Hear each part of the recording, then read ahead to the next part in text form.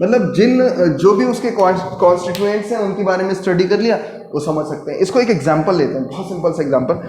रामलाल को क्या करना था, रामलाल को जनरेटर को समझना था। जनरेटर क्या है या मोटर क्या है, कुछ भी, इन दोनों में कोई भी एक चीज़ समझनी है। तो हमको पता है कि एक जनरेटर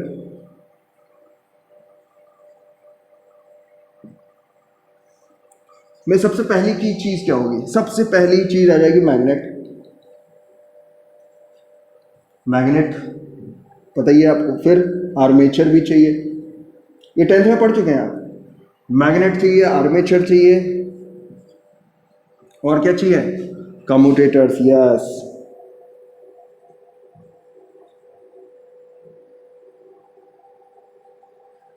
और सप्लाई, सॉरी,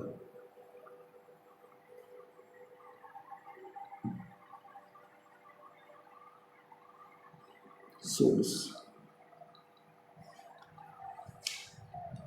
इसमें क्या कर रहे हैं हम, ट्रांसफॉर्मेशन, किसका, मैकेनिकल एनर्जी को इलेक्ट्रिकल एनर्जी में। तो हमें सोर्स चाहिए मैकेनिकल एनर्जी का, कम्यूटेटर्स चाहिए कन्वर्जन के लिए, आर्मेचर चाहिए साइक्लिंग के लिए, और मैग्नेट चाहिए इम्पल्स के लिए। तो ये सारी चीज़ों का अलग अलग हम स्टडी करेंगे और कंबाइन करके क्या बना देंगे, जनरेटर। यानी रिडक्शनिज्म। आप जितने भी कॉन्स्टिट्यूएंट, एक बड़े फिनोमेना के कॉन्स्टिट्यूएंट पार्टिकल्स के बारे में स्टडी करके उस बड़ी फिनोमेना को समझ सकते हैं। तो study the properties of constituent particles of A phenomena, of a large phenomena.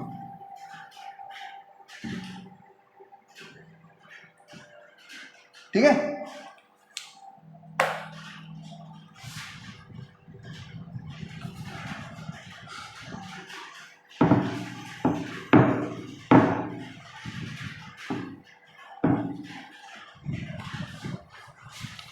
अब इसके बाद फिजिक्स के इस चैप्टर में अगला टॉपिक है आपका स्कोप ऑफ फिजिक्स।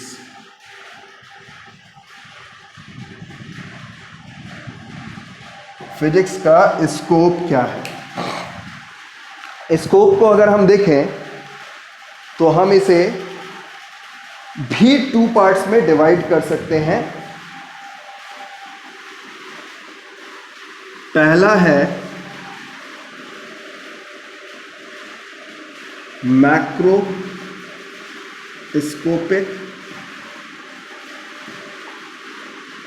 दूसरा है माइक्रोस्कोपिक। इसको हम क्लासिकल फिजिक्स भी कहते हैं। क्या कहते हैं,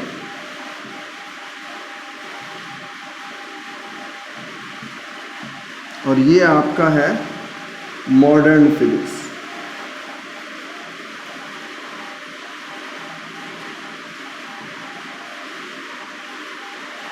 ठीक है, क्लासिकल फिजिक्स और मॉडर्न फिजिक्स। इसमें हम सबसे पहले समझते हैं माइक्रोस्कोपिक क्या है।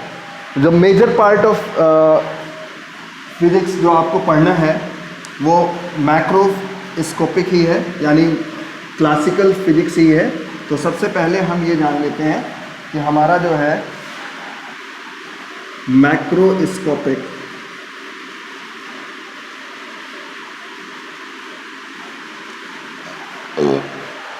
कितने पार्ट्स में डिवाइडेड है।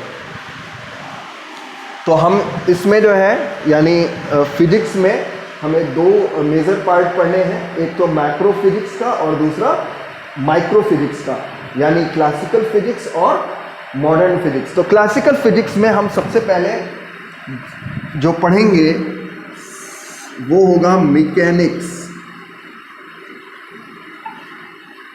मैकेनिक्स हम सबसे पहले पढ़ेंगे, वो किस क्लास में, 11th में। 11th में ही एक और चीज़ पढ़ेंगे अभी जिसका जिक्र मैंने थोड़ी देर पहले किया था। दूसरी चीज़ है थर्मोडायनामिक्स। इसी में आपके हॉपकिंस साहब में आएंगे और बहुत आसानी से इस चीज़ को पढ़ेंगे। बहुत ज़्यादा डिफ़िकल्ट नहीं है, क्योंकि बहुत अच्छी बात है कि 3rd है इलेक्ट्रोमैग्नेट, और फोर्थ है ऑप्टिक्स। ये चार मेजर पार्ट हैं। ये दोनों तो हम किस में पढ़ेंगे 11th में, और ये दोनों हम किस में पढ़ेंगे 12th में। ठीक है, अब इसमें भी हमें क्या क्या पढ़ना है इसके बारे में समझ लेते हैं। सबसे पहले हम बात करते हैं मैकेनिक्स की। तो मैकेनिक्स बेटा 9th से पढ़ते आ रहे हो। सीबीएसई की एक खास बात है एकेडमी की कि उन्होंने जो सिलेबस बनाया है उसमें क्या करते हैं, थोड़ा थोड़ा थोड़ा थोड़ा थोड़ा 6, 7, 8 से ही पढ़ाना शुरू करते हैं। थोड़ा थोड़ा थोड़ा थोड़ा थोड़ा थोड़ा पढ़ाते चले जाते हैं, पढ़ाते सब है, धीरे धीरे वो ब्रॉड होता जाता है। तो यहाँ पे क्या हो गया, आपने 9th तक जो पढ़ा है वो नथिंग था in front of mechanics, but यहाँ पे आप उसके बारे में एक ब्रीफ डिस्कशन करेंगे जिसमें आपको पढ़ना होगा मोशन, लॉज ऑफ मोशन। मैं चैप्टर्स की बात नहीं कर रहा हूँ, मैं मेजर टॉपिक्स बता रहा हूँ। लॉज ऑफ मोशन में आपका स्ट्रेट मोशन और ये सब बहुत कुछ आ जाएगा। सिर्फ मैं एक ब्रीफ जो बड़े बड़े टॉपिक्स हैं उन टॉपिक्स का डिस्कशन यहाँ पे कर रहा हूँ। आप पढ़ेंगे ग्रेविटेशन,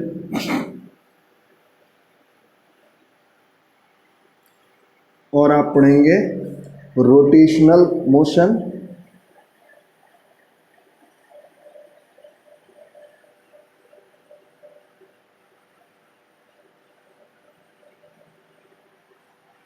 उसके बाद आपको पढ़ना पड़ेगा वर्क और energy of course,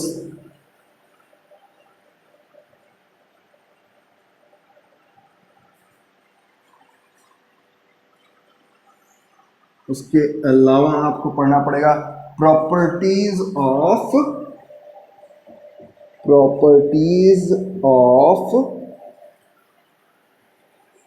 solid and fluids. ठीक है, और इसके बाद इन द लास्ट आप पढ़ेंगे वेव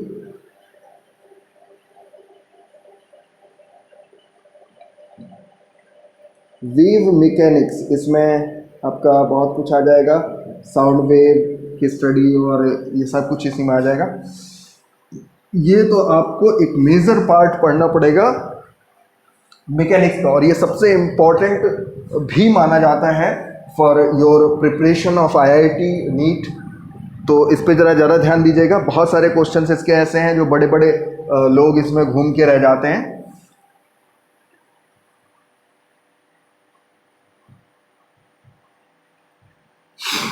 थर्मोडायनिक्स पे आते हैं। थर्मोडायनिक्स में आपको पढ़ना क्या क्या है। सबसे पहले तो आपको इसमें पढ़ना पड़ेगा हीट के बारे में, हीट क्या है, फिर टेम्परेचर क्या है, फिर आपके हॉपकिंस साहब आ जाएंगे क्या चीज़ लेके, लॉज ऑफ थर्मोडायनेमिक्स, फिर heat engine,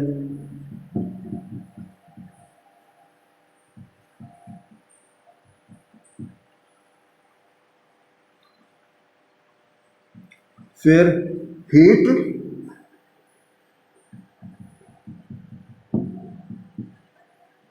transformation.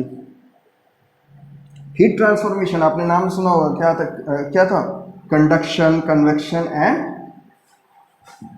Radiation.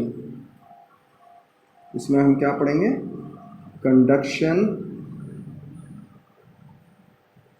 Convection and radiation. ठीक है, ये हम किस में पढ़ेंगे, थर्मोडायनेमिक्स में पढ़ेंगे। ये आपका तो हो गया क्लास 11th में जो अभी आप पढ़ने वाले हैं। आगे मैं आपको पढ़ाऊंगा इलेक्ट्रोमैग्नेटिज्म और ऑप्टिक्स में, वही आपने 10th में पढ़ा था। आप सबसे पहले इसमें क्या पढ़ेंगे, आप पढ़ेंगे इलेक्ट्रोस्टैटिक्स। ये मान लो कि मैक्सवेल्स की चारों इक्वेशंस यहाँ पढ़ेंगे, सब आ जाएगा आपका इसमें। इलेक्ट्रोडायनेमिक्स, ठीक है। मैक्सवेल्स ने जितनी चीज़ें एक्सप्लेन की थी अपने उससे क्या कहते हैं इक्वेशन से, वो सारी इसमें आ जाएगी। डीसी हम पढ़ेंगे इसमें, डीसी करंट यहाँ पे। उसके बाद हमको पढ़ना पड़ेगा इलेक्ट्रो मैग्नेट्स क्या होते हैं। फिर आपको पढ़ना पड़ेगा इलेक्ट्रोमैग्नेटिक इंडक्शन क्या होता है।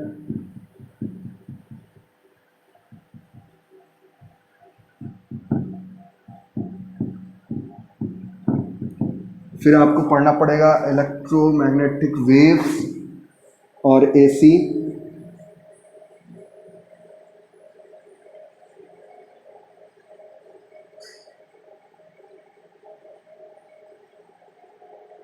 ये तो किस में आ गया आपका, ये आ गया इलेक्ट्रोमैग्नेटिज्म में। और भी है बहुत सारे टॉपिक्स, लेकिन सब यहाँ पे नहीं ले रहे हैं। और आपको यहाँ पे तो पता ही है reflection, refraction, mirror, lens, microscope,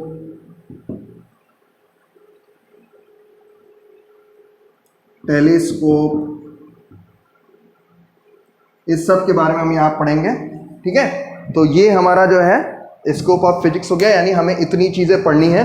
तो चलिए हम कंक्लूड करते हैं फर्स्ट चैप्टर का जो इम्पोर्टेंट टॉपिक है जिसे हमें पढ़ना है, उसके बारे में देख लेते हैं। जो हम पढ़ने वाले हैं वो है हमारे फंडामेंटल फोर्सेस। क्या है? Fundamental forces. तो हम सबसे पहले ये जान लें कि हमारे जो है फंडामेंटल फोर्सेस क्या है। बट उससे पहले एक चीज़ हमारी छूट गई है, मैक्रो तो हमने पढ़ लिया, माइक्रोस्कोपिक। अब हमारा जो सेकंड क्या था, माइक्रोस्कोपिक के बारे में हम बताना भूल गए। माइक्रोस्कोपिक क्या होता है? माइक्रो तो हम समझ गए, माइक्रोस्कोपिक क्या होता है इसके बारे में समझ लें। क्या है बच्चा पार्टी कि जो माइक्रोस्कोपिक है इसके अंदर हमको पढ़ना है सबसे पहले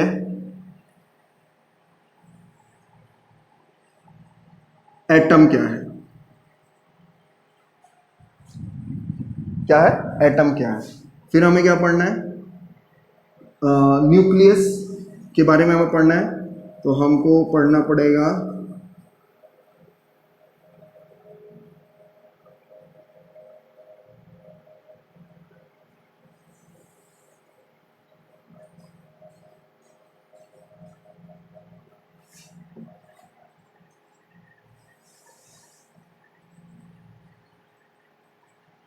न्यूक्लियस फिजिक्स के बारे में पढ़ना पड़ेगा।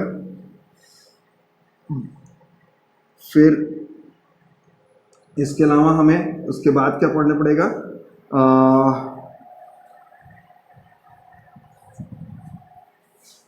इलेक्ट्रॉन के बारे में। और इसमें क्या पढ़ना पड़ेगा? इलेक्ट्रॉन्स के बारे में पढ़ना पड़ेगा, फोटॉन्स के बारे में पढ़ना पड़ेगा।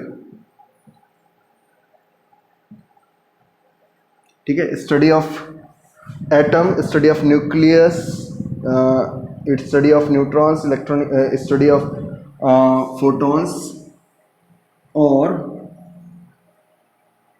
Semi conductors. ये सब हम पढ़ेंगे कि इलेक्ट्रॉन का नेचर क्या होता है, फोटॉन का नेचर क्या होता है।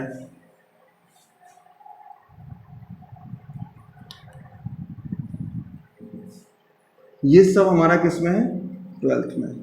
ठीक है, तो अब इन सब का जो यूज़ है, हमारी फिजिक्स कहाँ पे उसको देखती है, उसका जो विज़न है वो क्या है। तो देखो, फिजिक्स यूँ कह लें कि फिजिक्स हमारी जो है टेक्नोलॉजी को लेके आती है। यानी हम फिजिक्स की हेल्प से नई नई चीज़ों को इन्वेंट करते हैं, नई नई चीज़ें। देखिए, एक बहुत सिंपल तरीके से बताता हूँ। पहले भी आप लोग टेलीविज़न देखते थे। ये टेलीविज़न, इतना बड़ा टेलीविज़न हुआ करता था, या कंप्यूटर होगा तो कंप्यूटर ऐसे बड़ा, इतना बड़ा कंप्यूटर।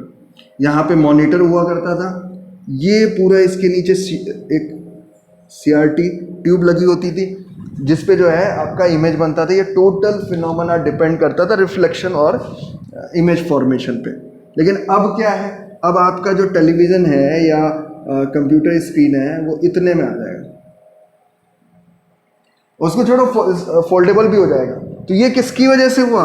ये हो पाया सेमीकंडक्टर्स की वजह से। ये किसकी हेल्प से हो पाया? सेमीकंडक्टर्स की वजह से। ये नहीं होता तो हम नहीं कर पाते, अल्फा बीटा गामा की स्टडी नहीं करते तो हम ये नहीं पा पाते, ये टेलीविजन नहीं पाते। ठीक है, तो ये जो टेक्नोलॉजीज आई हैं, साइंस जिसे आगे लेके जा रहा है, ये सब किसकी हेल्प से? फिजिक्स की हेल्प से। अब हम वाइंड अप कर रहे हैं इस चैप्टर को। वाइंड अप करने के लिए हम सबसे पहले बात करते हैं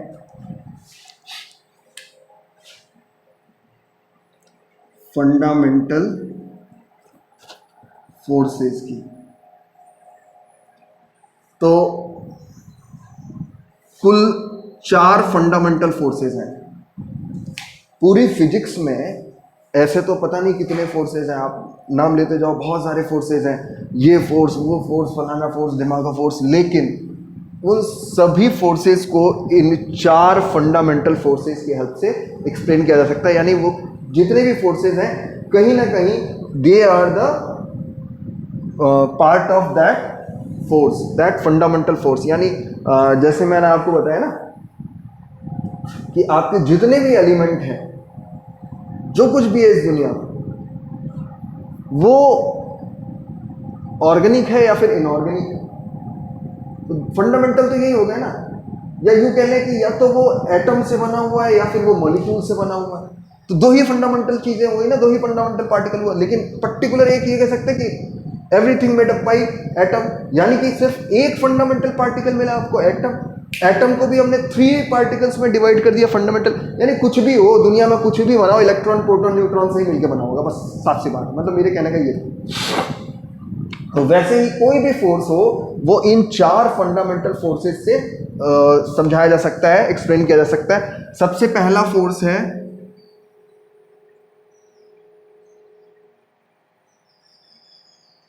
ग्रेविटेशनल फोर्स।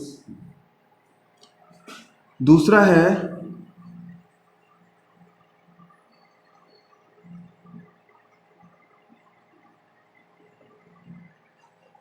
तीसरा है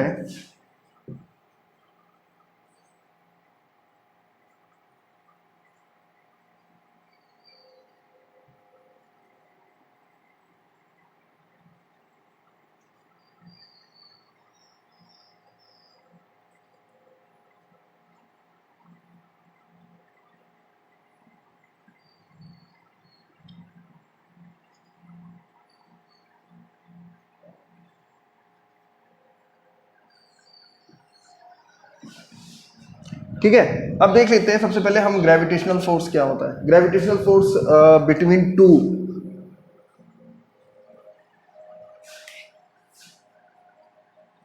कोई भी 2 पार्टिकल इस यूनिवर्स में प्रेजेंट हों, उनके बीच में लगने वाले फोर्स को हम क्या कहते हैं?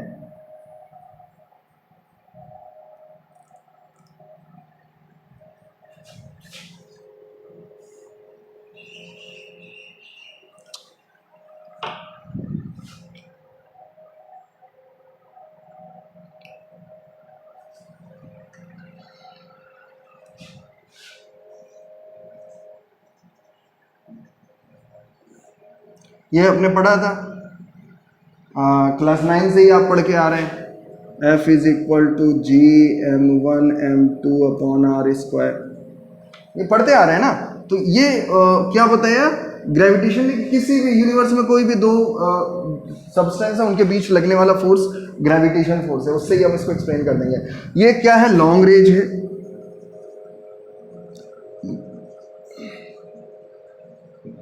लॉन्ग रेंज फोर्स है। और ये क्या है?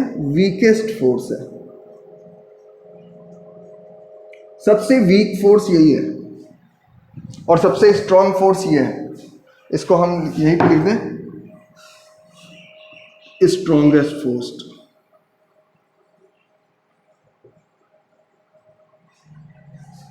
ये वीकेस्ट है, वो स्ट्रॉन्गेस्ट है, बाकी ये दोनों अब समझ जाओ क्या है। इलेक्ट्रोमैग्नेटिक फोर्स, इलेक्ट्रोमैग्नेटिक फोर्स आपको पता ही है क्या होता है भाई।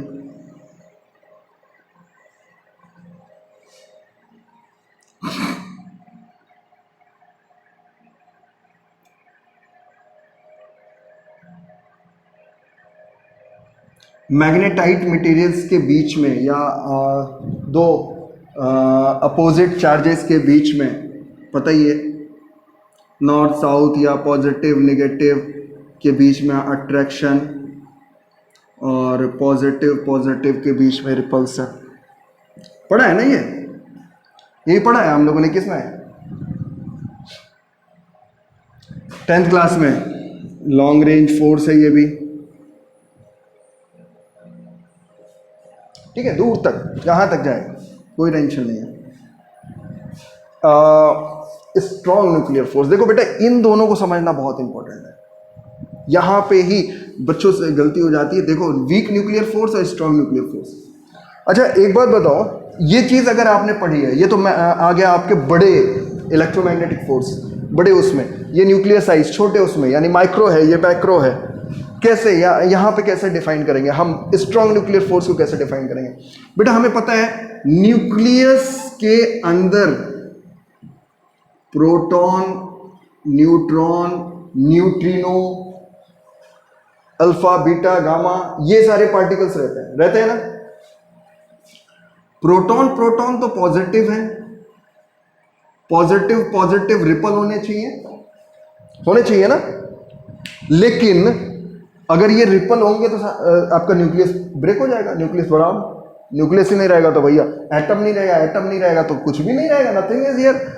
बट ये तो ऐसा नहीं करते हैं भाई, प्रोटॉन प्रोटॉन को धक्का तो नहीं मारता है। सारा प्रोटॉन जब एक ही जगह पे इकट्ठा है तो एक ही जगह पे इकट्ठा कैसे है, इसको हम समझते हैं। देखो बेटा न्यूक्लियस की जो डायमीटर की बात करें, लगभग इतना बड़ा है। जब भी कोई फंडामेंटल पार्टिकल्स इस डिस्टेंस पे आ जाते हैं तो इनके बीच में एक अट्रैक्टिव फोर्स लगता है, अट्रैक्शन लगता है। प्रोटॉन प्रोटॉन हो या प्रोटॉन न्यूट्रॉन हो, कोई भी हो, इसको ही हम कहते हैं स्ट्रॉन्ग न्यूक्लियर फोर्स। और ये सबसे मजबूत फोर्सों में से आता है, the strongest force. Proton neutron के बीच, न्यूट्रिनो के बीच में अल्फा बीटा, ये सारे जितने भी न्यूक्लियंस हैं, यानी न्यूक्लियस में रहने वाले पार्टिकल्स, प्रोटॉन न्यूट्रॉन, ये सब क्या कहलाते हैं? न्यूक्लियंस कहलाते हैं, न्यूक्लियंस कहलाते हैं। ठीक है, ये जितने भी न्यूक्लियंस हैं इनके बीच की डिस्टेंस जो है 10⁻⁻15 10⁻⁻14 मीटर होती है। जब इतनी कम डिस्टेंस पे ये होते हैं तो इनके बीच एक स्ट्रॉन्ग अट्रैक्टिव फोर्स लगता है, जिसको हम स्ट्रॉन्ग न्यूक्लियर फोर्स के नाम से जानते हैं। यही डिस्टेंस जब 10⁻⁻9 10⁻⁻10 यानी बढ़ जाती है, थोड़ी सी बढ़ जाती है, यानी ये this is the diameter of an atom, यानी प्रोटॉन और इलेक्ट्रॉन के बीच जब डिस्टेंस थोड़ी सी ज़्यादा हो तो यही हमारा क्या कहलाता है? Weak nuclear force. और ये दोनों बेटा शॉर्ट डिस्टेंस फोर्सेस हैं।